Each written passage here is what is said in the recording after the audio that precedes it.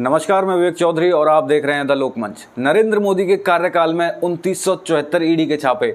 2005 से अब तक सिर्फ 23 दोषी। पीएमएलए अधिनियम 2005 में लागू हुआ था, तब से अब तक 943 मामले दर्ज किए जा चुके हैं। सिर्फ 23 लोगों को दोषी ठहराया गया है। मोदी सरकार के दौरान ईडी की गतिविधियां तेज हो गई हैं। 2005 में कानून बनने के बाद 2014 तक केंद्र में कांग्रेस की सरकार थी। नरेंद्र मोदी की सरकार 2014 से 2022 तक सत्ता में है।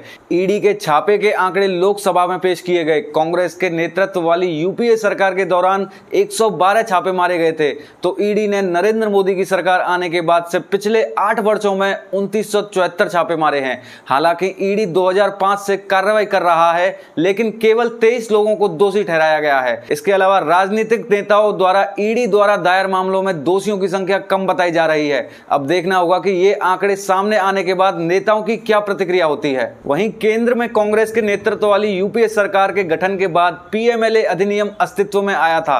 पता चला है कि 2004 से 2014 की अवधि के दौरान ईडी ने मनमोहन सिंह के नेतृत्व में 112 छापेमारी की थी। इसके तहत 5316 करोड़ रुपए के गबन के संबंध में 104 शिकायतें दर्ज की गई। यह लोकसभा में कहा गया था। 2014 में केंद्र सरकार में बीजेपी सत्ता में आई थी। आंकड़े बताते हैं कि मोदी सरकार के 2014 से 2022 के कार्यकाल में ईडी की गतिविधियां बढ़ी हैं।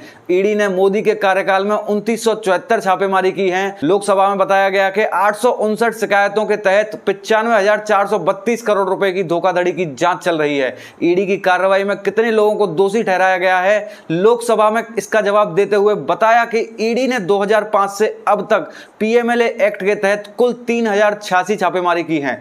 इन सभी मामलों में 943 शिकायतें दर्ज की गई हैं। ईडी की कार्रवाई में अब तक 23 लोग दोषी पाए जा चुके हैं। ईडी द्वारा फेमा एक्ट 1999 के तहत की गई कार्रवाई के आंकड़े सामने आए हैं। ये आंकड़े पीएमएलए अधिनियम के लागू होने की तारीख यानी 1 जुलाई 2005 से अब तक की गई सारी कार्रवाइयों के बारे में है। फिलहाल के लिए वीडियो में इतना ही। आप लोगों का क्या कहना है, आप हमें कमेंट करके बता सकते हैं। धन्यवाद।